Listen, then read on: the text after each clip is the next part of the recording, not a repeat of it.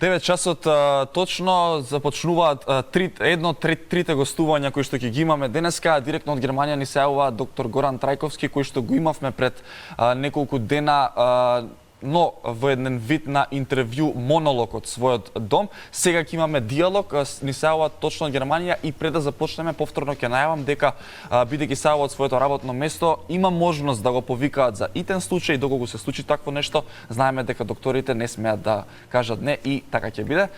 Доктор Горан, добро утро. Се надевам дека се слушаме одлично и конекцијата е добра и фала ти што ја прифати поканата и покрај густиот распоред. Добро утро, Стефан, фала ти на поканата. Јас ве слушам добро вас, се надевам и вие мене. И чест ми е што може да бидам дел од вашата емисија. Да, бидејќи се јавуваш од Германија, би сакал да те прашам прво каква е ситуацијата таму, дали се уште има паника и страв, дали се почитуваат мерките од самите граѓани? Па овде ситуацијата морам да кажам дека е релативно стабилна. Јас не го осетив тој голем бран, барем до сега, што постојано го очекуваме во болниците, или она бура што доаѓа. Се уште е тој периодот на мирното пред бурата некако, така се осеќа во болница.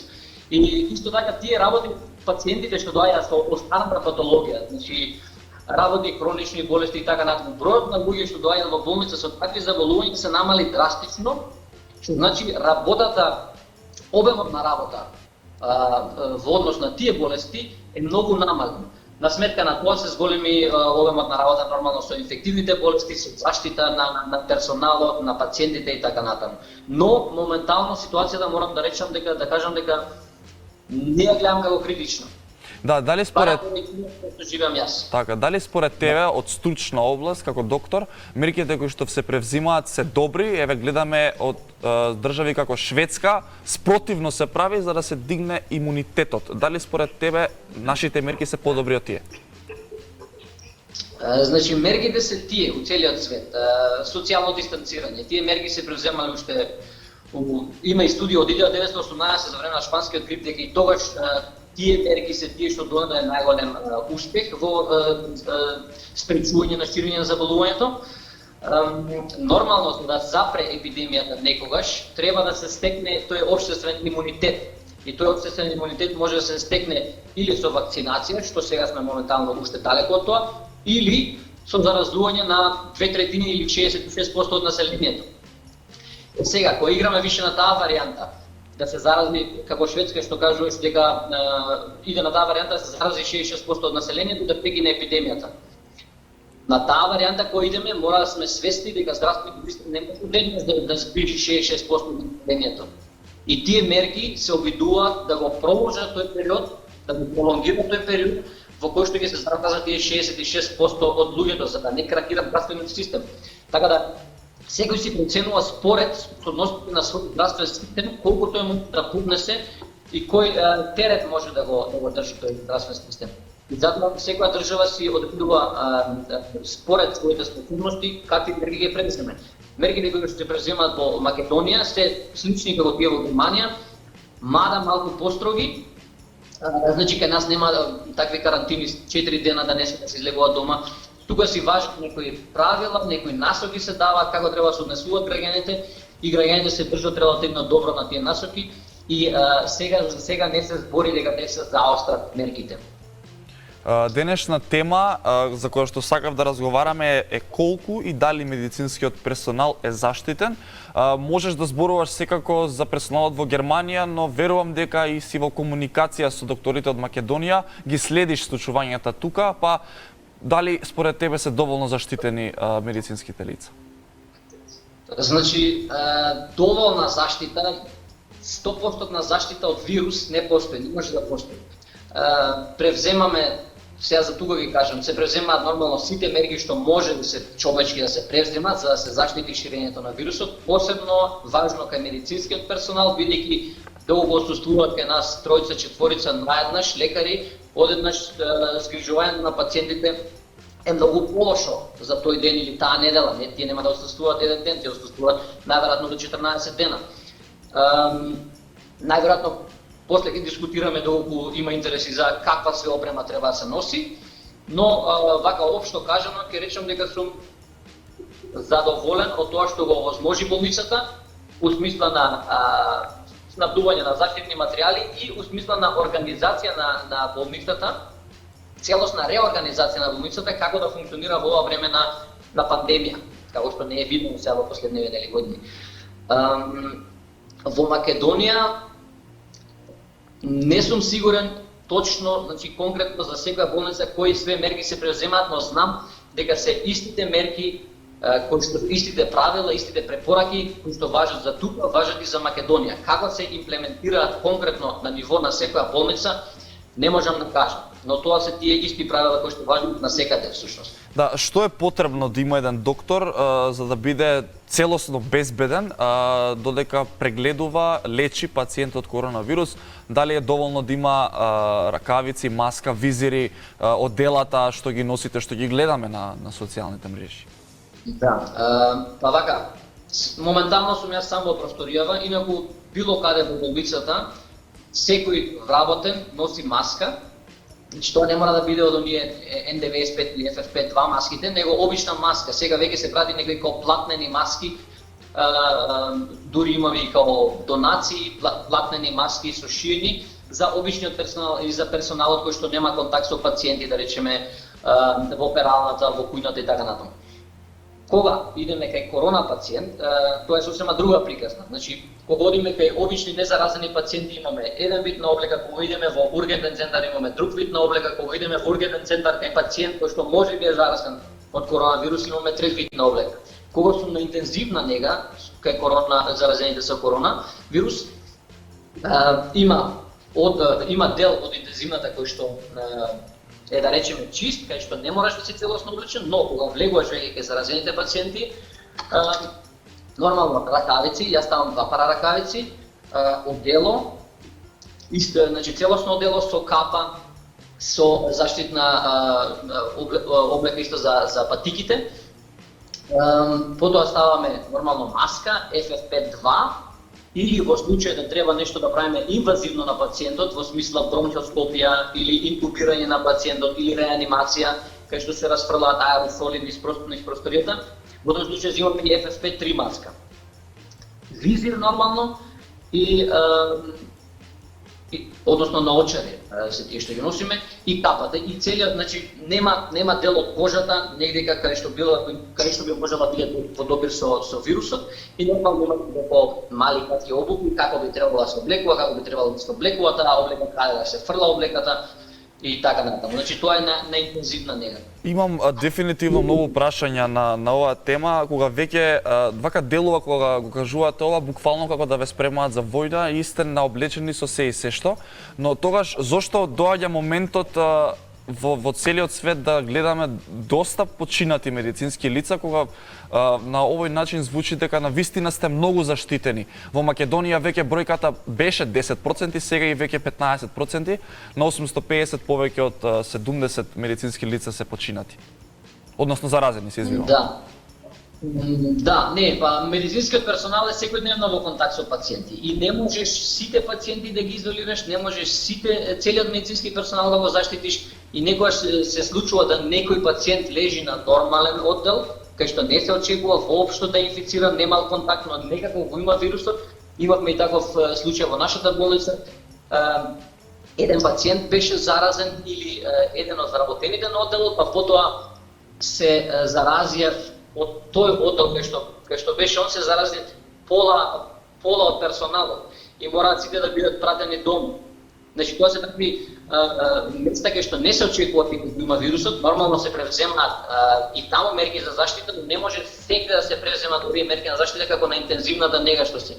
Тоа е физички невозможно, неизгодливо, а и како што има сега недостаток на заштитна опрема, малци од тој аспект тешко да се изведе. Така да, апсолутна заштита не постои, најдобра заштита постои на интензивна нега, кај што знаеме дека влагаме во просторија, кај што навсекаде има вируси, но на обичните оддели се носат и обични маски, оние хируршки маски, и хируршките маски се всушност не се заштита од вирусот, тие се заштита на другите подначите плунковни капки од преносна инфекцијата по аерокапков пук. Така да секаде ќе се случува тоа и ние реално гледано здравствените работници и очекуваме да се заразиме кога тогаш, тоа е и неизбежно, но како што кажам, превземаме сите мерки против тоа и гледаме доколку се зарази некој веднаш да иде во карантин, да не се зарази останатиот персонал за да може да функционира болницата. Да споредиме малку здравствениот систем во Германија и во Македонија. Тука ние од самото утро ги пренесовме, да кажем, еден вид на караница социјална помеѓу епидемиологот Караджовски и докторите во Македонија. Караджовски вели дека во Македонија медицинските лица се заразуваат поради незнаење на носење на самата опрема, немале доволно обука, велат наспроти докторите, и укажуваат на тоа дека нема доволно медицинска опрема. Затоа со Германија да споредиме. Дали таму е се средено и дали има доволно опрема и дали имаш сознанија во Македонија, дали е точно тоа што го говори епидемиологот Караджовски или медицинските лица? Видите, вака многу е лесно да се обвини некој, да се рече тој не знае ова, тој го направи ова. Проблемот не може да лежи во една личност или во повеќе личности, лежи најверојатно во целата структура или на системот, или на моменталната ситуација, да речеме пандемија, што е вонредна ситуација и никој нема доволно спремност, никој и од нас, и од тука лекарите, и во Македонија никој не бил спремен за време на факултетот, никој не е учел за време на факултетот како да правиме сега во ваква ситуација на пандемија. Затоа ние имаме секојдневно состаноци кај што дискутираме како апдейт дневен, што е ново, да речеме, што ново треба да се примени. Исто така имавме обуки и преобуки во смисла на како да се служиме со новите респираторни машини, како да ги облекуваме сите тие заштитни облеки. И тоа е нешто што секојдневно се дополнува. А тоа не е нешто комплицирано, облекување и сооблекување на облеката, доколку таа е тука присутна, за да речеме тој не знае да облече, тој не знае да носи облеката, затоа е крив што се заразил. Значи тоа е премногу едноставно така да се обвини само некој, бидејќи тоа реално ако е покажано, ако се обучени луѓето и ако има нормално одредена свест како здравствени работници, не би требало да е проблем облекување на таа заштитна облека и како би требало да се однесува, како треба да се ослободи, како треба да се фрли таа облека понатаму. Според мене тоа не држи многу вода, бидејќи и јас не бев спремен за вакво секојдневно носење маска, одела, пресооблекување по 20 пати на ден. Тешко ли е тоа? Дали е тешко тоа, ме интересира? Доста е напорно и многу време одзи. Напорно е, пак е речем, најнапорно е на интензивна нега, кога се облекуваш, да речеме, во целосно одело, оздолу имаш нормална облека, и тоа сега зависи какви одела има. Например, последнава пратка што добивме се многу не диша добро одела. И сега кога си 3-4 сати внатре во оделот на интензивна нега со пациентите, буквално си како сауна во делово, кога дишеш и се замаглуваат мочарите постојано, не смееш нигде да се пипнеш, ке те зачеша нешто, па не смееш да се пипнеш. И знае да биде доста напорно, и кога ќе излезеш после од таа облека, си жива вода, па треба да облечеш друга, па може би треба и ова да го пресоблечеш, и тоа е кошта многу време, буквално, и е напорно, ама па веќе и се навикнувам до негде. Ама со тие, значи да се навикнеш на тие целосните оддела е релативно тешко. Погледнавме многу фотографии на повредени медицински лица, на лицата од носење маски. Сакам да те прашам, од Светската здравствена организација даваат можеби позитивна страна на се ова, дека можеби ќе има средување на целокупниот проблем околу средина на мај, крај на мај. Како стручно лице, како доктор, дали е тоа возможно, дали можеме да се надеваме на такво нешто според тебе? Вака има многу пресметки математички како би завршила пандемијата и кога би завршила пандемијата. Завршување во мај е според мене нешто нереално. Опуштање на мерките во мај, на овие строги мерки, е возможно, но пресметките и ова што го реков, доколку идеме на таа варијанта да стекнеме општествен имунитет, односно да се заразат 66% од населението или 2/3 од населението. Тогаш, ако идеме на мај како термин, тоа е премногу краткорочно. Тоа што треба да речеме сега за месец, два треба да се заразат огромна бројка на луѓе. Затоа се обидуваме да биде тоа што е можно подалеку, нели? И според мене да у мај заврши цела ситуација е скоро невозможно, но доколку продолжи ваквото позитивно развивање на настаните, очекувам да се опуштаат полека мерките, да се пуштаат полека школите во употреба, да се пуштаат одредени работници повторно на работа, значи да се постепено да се опуштаат меркиве кои што се моментално прилично строги. Тоа би било тоа. И Австрија мислам дека веќе почна да ги опушта полека мерките, додека Франција ги продолжува понатаму, нормално таму е кризна ситуација да се уште. А и во Германија очекувам да се можеби малце се опушти ситуацијава, бидејќи моментално доста добро се справуваме со кризата. Какви се твоите предпоставки за целокупниот здравствен систем, не само во Германија или во Македонија, во целиот свет, заради тоа што ако некој е изморен и изнемоштен, тоа сте вие докторите, нели и по завршувањето на коронавирусот се уште има болести, колку ќе претрпи здравствениот систем по завршување на короната? Да, па тоа е грижа која што си ја прават многу здравствени работници, да не речам се сите здравствени работници, мада одредени групи лекари се помалку засегнати од ситуацијава. Например, ќе кажам сега, хирурзите имаат доста помалку операции во споредба со нормален период, бидејќи сега се прават само тие итни ситуации, што не може да се одложат. Све што може да се одложи, се одложува. Ама во главно сите здравствени работници си ја прават таа грижа, кога конечно ќе дојде крај, и дали после тој крај ќе имаме малку одмор, или пак ситуацијата после тој крај ќе биде таква да сите пациенти што не доаѓале во овој период во болница, ќе дојдат после тоа наеднаш, па ќе треба сите тие да ги изгрижиме. Тоа се нормално дека на сите ќе ни дојде добро одмор после ова се, не само поради физички напорната работа, туку и психички е малце, секако и за нас малце поголем стрес.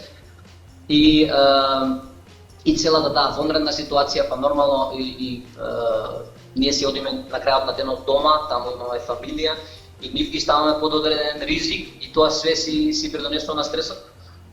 Така да јас се надевам, мада знам дека е невозможно, на крај на ситуацијава ќе добиеме бар малце продолжен одмор, ние здравствените работници, ама дали е тоа изводливо, не знам, али се надевам дека ќе заврши што е можно побрзо.